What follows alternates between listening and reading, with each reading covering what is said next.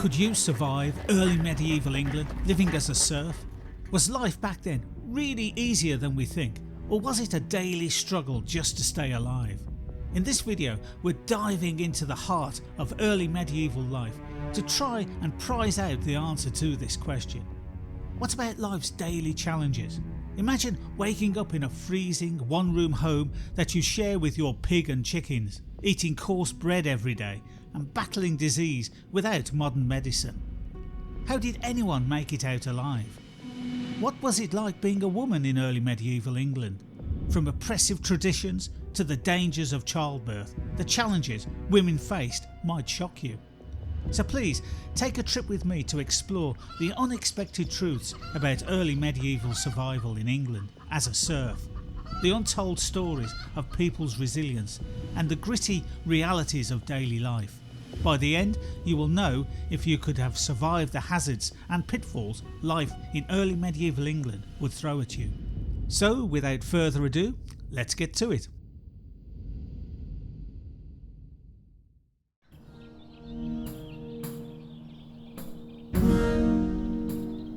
So, you have just been transported to early medieval England, and now I am going to make it easy for you and enable you to be able to freely communicate with your fellow people. Ordinarily, of course, this would be quite impossible. Old English would be the language in use, and understanding someone speaking it would be next to impossible because its grammar, vocabulary and pronunciation are vastly different from modern English. It's essentially a completely different language despite it being an ancestor of English. But that's as easy as you're going to have it. Now, you may be able to converse with the locals, but what kind of life and social class could you expect to be in? Well, in early medieval England, the lives of the vast majority of the population, around 85%, were defined by their status as serfs. So, as this is the vast majority, that is what you will be, a serf, and consequently very poor. This also means that you would be tied to the land that you worked and thus subjected to back-breaking labour, and you would have to endure living conditions that were often harsh and unforgiving. Your existence would be a stark contrast to the lives of the nobility and clergy who held the power and wealth. The defining characteristic of serfdom was the bond to the land. Unlike slaves who were considered property, serfs were tied to the land they worked, meaning they couldn't leave the manor without the lord's permission. This lack of freedom severely restricted their movement and opportunities. They were essentially part of the estate, and their lives were intertwined with its fortunes. This arrangement provided stability for the feudal system, ensuring a consistent labour force for the lords who owned the land. Well, as you are a serf, you can be considered part of the backbone of the early medieval agricultural economy. Your daily life would revolve around arduous physical labour, primarily in the fields. You would toil from dawn till dusk, performing tasks such as ploughing, sowing, harvesting and tending to livestock. These tasks were physically demanding, often performed with rudimentary tools and under harsh weather conditions. The work would be relentless, with little respite throughout the agricultural seasons. This constant physical exertion would take its toll on your body, leading to exhaustion, injuries, and would generally contribute to a lower life expectancy. So, sadly, we are not off to the best of starts. What about food? Well, being a serf or peasant, your diet would be pretty basic and monotonous, largely consisting of grains such as barley and wheat, which were used to make bread and a form of porridge. These staples were supplemented with whatever vegetables you could grow in your small garden, such as beans, peas and onions. Now, meat would be a rare luxury, usually only consumed on special occasions or feast days. Hunting in the early Middle Ages was the preserve of the nobles. It provided meat, furs and leather, with deer, boar and small game being common targets. But all this was governed by strict rules and often restricted to the aristocracy on royal lands. Forests were protected by forest laws, reserving large areas for the elite, while peasants faced harsh penalties for poaching. So there would be no hunting for you unless you wanted to feel the full force of the law. Your limited diet would result in you lacking the essential nutrients, leading to deficiencies and health problems. The lack of variety and nutritional value would contribute to your susceptibility to diseases and a lower overall health status. Contaminated water sources also would pose a significant threat to you and all else. Rivers and wells were often polluted with human and animal waste, leading to the spread of waterborne diseases like dysentery, typhoid and cholera.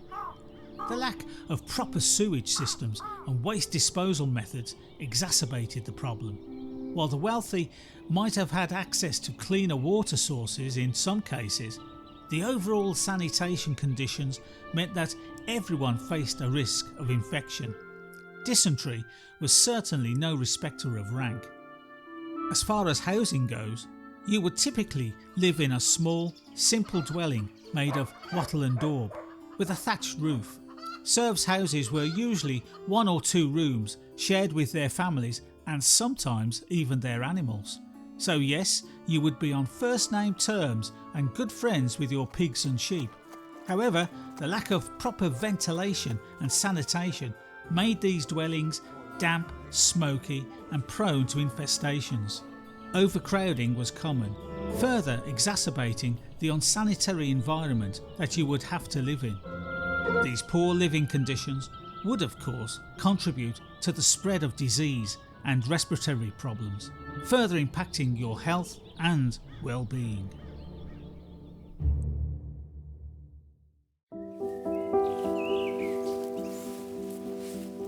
You now know what kind of life you will have to live and how difficult that would be. So taking all that into consideration, what effect would that have on your overall life expectancy? Well, the average life expectancy in early medieval England was strikingly low by modern standards. Men and women could expect to live to between 30 and 35 years of age. These figures, however, are averages calculated at birth and heavily skewed by extremely high infant and child mortality rates. It's crucial to understand that these numbers don't imply that people routinely died in their 20s or 30s. Those who survived childhood could live much longer, into their 40s, 50s or even beyond. Nevertheless, the constant threat of early death significantly lowered the overall average age.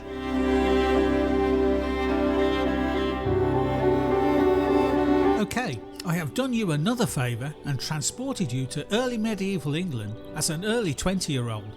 This means that thankfully you will have avoided the pitfalls that early childhood can throw at you, and you can look forward to a good few years in front of you. Well, hopefully. So it goes without saying that the loss of children was a tragically common occurrence. Roughly 1/3 of all children died before reaching the age of 5. This devastatingly high infant and child mortality rate stemmed from a combination of interconnected factors. Malnutrition played a significant role, as inadequate nutrition weakened children's immune systems, making them highly vulnerable to infections. The limited medical knowledge of the time meant that effective treatments for common childhood illnesses were at best scarce, but mostly non-existent. This lack of understanding contributed to the spread and severity of diseases like whooping cough and measles, which were particularly deadly for young children. These diseases, coupled with other infections like dysentery and respiratory illness, often proved fatal in a time before modern medicine and sanitation. Therefore, the loss of so many young lives was a consequence of both environmental and medical limitations. Crop failures due to weather fluctuations, pests or disease were common, leading to periods of famine and widespread malnutrition. Even in years of relative plenty, the lack of a balanced diet meant that many people suffered from vitamin and mineral deficiencies, further compromising their health. Water sources were often contaminated, and living in close proximity to animals further increased the risk of diseases transmitted from animals to humans.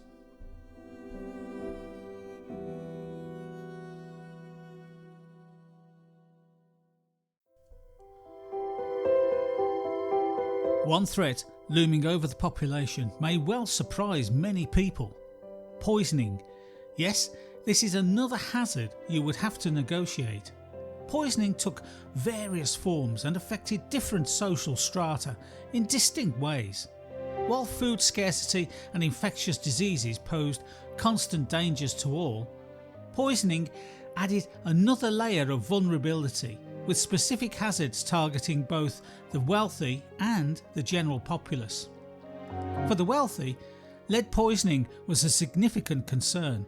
Lead was widely used in various household items and construction materials. One common source of exposure was glazed pottery.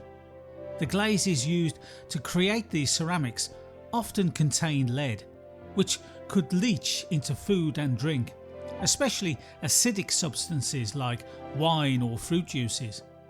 Over time, this chronic exposure to lead could lead to a range of health problems, including neurological damage and even death. Lead was also present in other items like paints. The cumulative effect of lead exposure from multiple sources posed a serious health risk for mainly affluent individuals.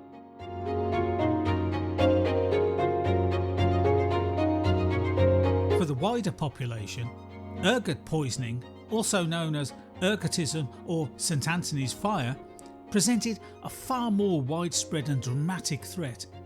Ergot is a fungus that grows on rye and other grains, particularly in damp conditions.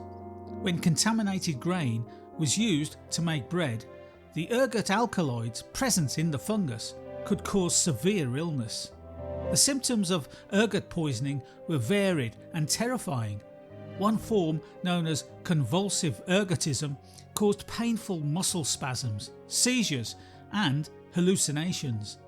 It also sometimes led to bizarre outbreaks known as dancing epidemics.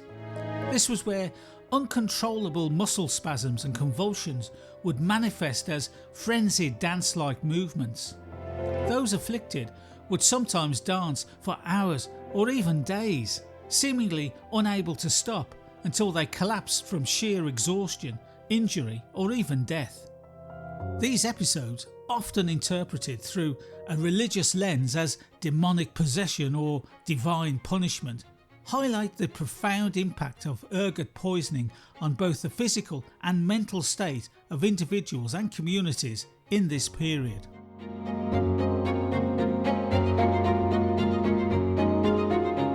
There's another form of ergot poisoning that you would have to avoid, and that would be gangrenous ergotism.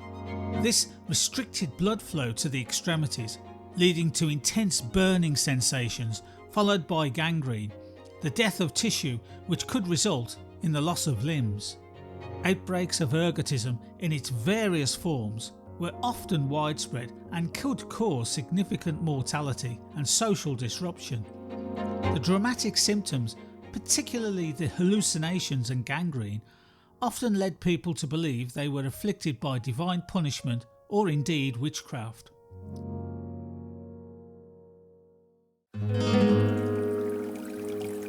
So, if all that wasn't enough, you would be at an even greater disadvantage if you were to be a woman. In early medieval England, women's lives were strictly limited by a male-dominated society shaped by the biblical teachings of the time. These interpretations often portrayed women as subordinate to men, tracing this hierarchy back to the biblical story of Adam and Eve, where Eve's transgression was seen as the origin of sin and suffering. This religious framework provided a powerful justification for the oppression of women and shaped their roles and expectations within society. One of the primary consequences of this patriarchal ideology was the confinement of women to domestic and agricultural duties. Their lives revolved around the household and the farm, with limited opportunities for participation in public life or pursuit of other occupations. Within the domestic sphere, women were responsible for tasks such as cooking, cleaning, spinning, weaving and caring for children. In rural areas, which comprised the vast majority of the population, women also played a crucial role in agricultural labour, assisting with tasks like planting, harvesting and tending to livestock. While these duties were essential for the functioning of the household and the community, they were often undervalued and reinforced women's subordinate status. Furthermore, as we mentioned before, childbirth posed a significant threat to women's lives. Medical knowledge was limited, and childbirth was often a dangerous and unpredictable event. Complications such as infections, hemorrhage and obstructed labour were common and frequently resulted in maternal death. The lack of proper sanitation and medical intervention further increased the risks associated with childbirth. Beyond domestic and agricultural duties, women had limited legal rights and were largely excluded from positions of power and influence. Their lives were primarily defined by their relationships to men as daughters, wives or mothers. While some women, particularly those from noble or royal families, could exert influence through their family connections, these cases were exceptions rather than the rule. The vast majority of women lived within a system that restricted their autonomy and limited their opportunities for personal and social development, simply because they were female.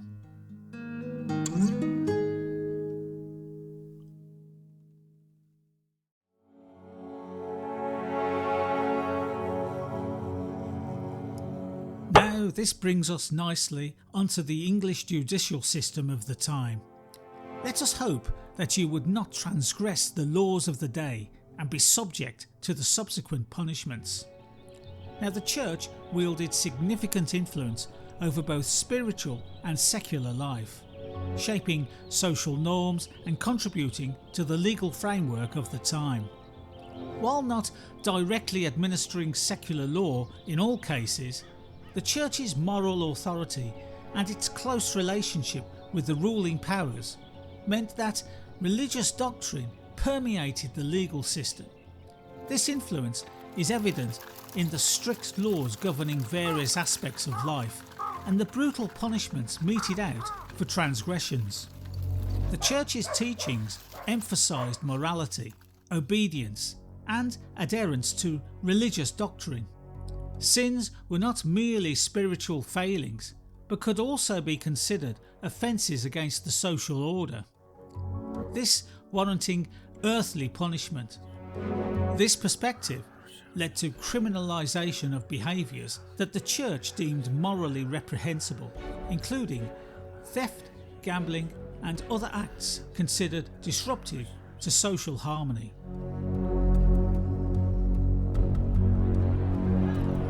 The punishments for these crimes were often harsh and carried out in public, serving as a deterrent to others.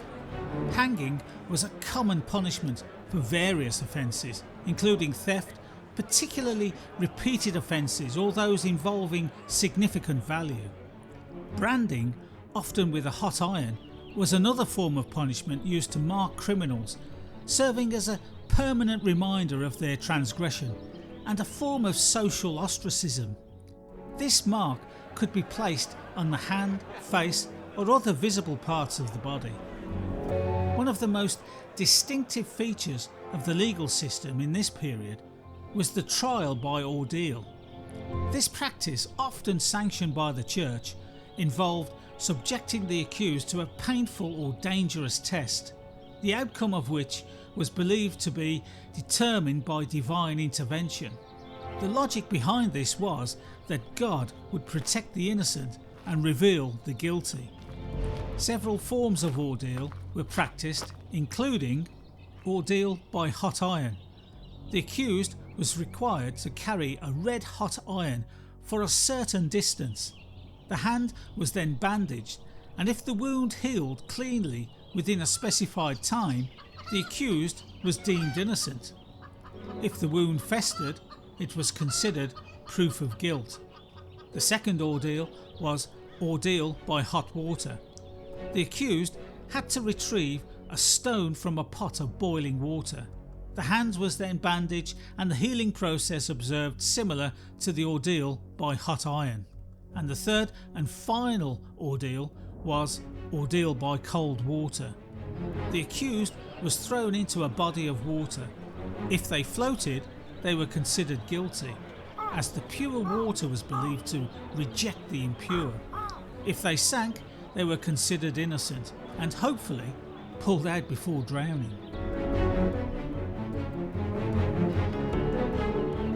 These ordeals were deeply rooted in religious beliefs and reflected a worldview where divine intervention was seen as a legitimate means of determining guilt or innocence. The Church's involvement in these practices further solidified its influence over the legal system. It's important to note that the application of these laws and punishments could vary depending on social status. While the laws theoretically applied to everyone, the wealthy and powerful often enjoyed greater leniency and could sometimes avoid the harshest punishments. However, for the majority of the population, the threat of brutal punishment for even relatively minor offences served as a powerful means of social control. The combination of strict laws dictated by religious principles and the use of harsh punishments characterised the legal landscape of early medieval England.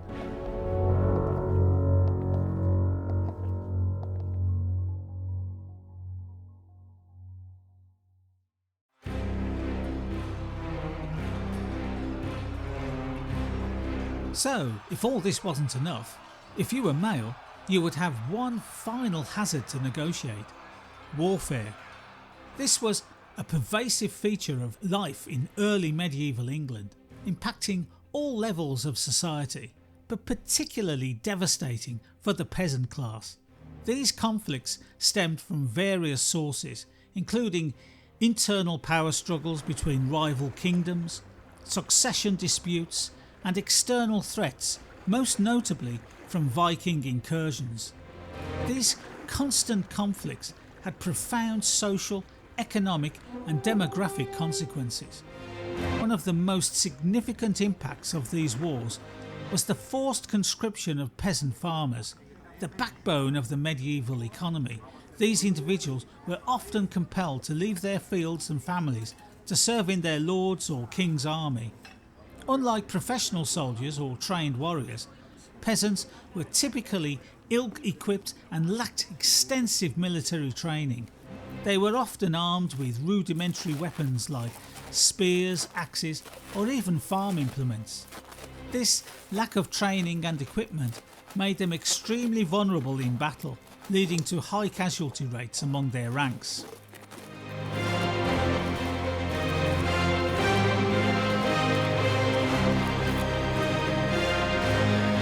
The impact of forced military service on peasant communities was multifaceted. Removing a significant portion of the agricultural workforce disrupted farming cycles, leading to food shortages and economic hardship. The absence of men also left families vulnerable and unprotected, further exacerbating the social and economic strain caused by warfare. If the men did not return, the consequences for their families could be catastrophic, leading to poverty and destitution. Invasions, particularly those from the Danes, were a major source of conflict and fatalities during this period. Beginning in the late 8th century, Danish raids on the English coast intensified, evolving from small-scale plundering expeditions to large-scale invasions aimed at conquest and settlement. These invasions brought widespread destruction and loss of life. Coastal communities were particularly vulnerable to raids, with villages and monasteries often targeted for their wealth. The Anglo-Saxon Chronicle, a primary source for this period, is filled with accounts of Viking raids, describing the devastation they wrought.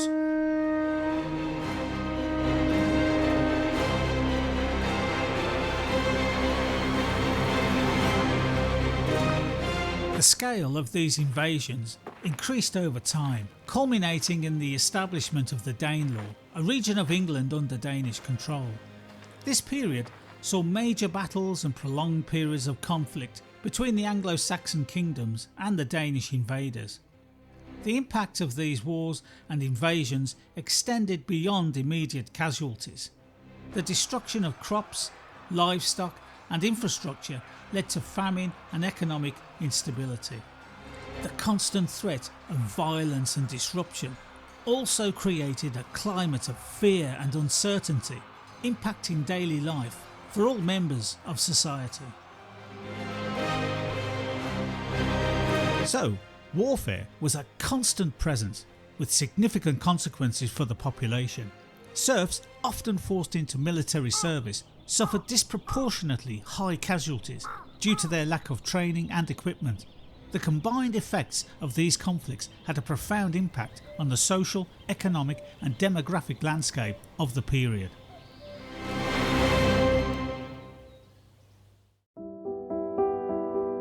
Well, if you've got this far, you may well be thinking, oh my god, how can anyone have negotiated all the hazards and pitfalls life could have thrown at you in those far off days? Well, you have to remember they knew nothing else. The people of those days had no experience of social or welfare support, personal advancement opportunities, plus so much more that most people take for granted today. However, like us, they were still human beings. They still had hopes and aspirations, albeit tailored to their situations. They still fell in love, raised families, fostered friendships, laughed and joked, despite the clouds that hung over them. So there you have it.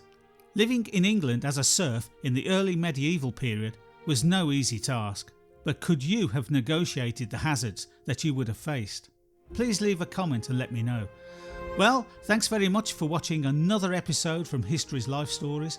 Please like and subscribe if you enjoy these videos. Take care and I will see you next time.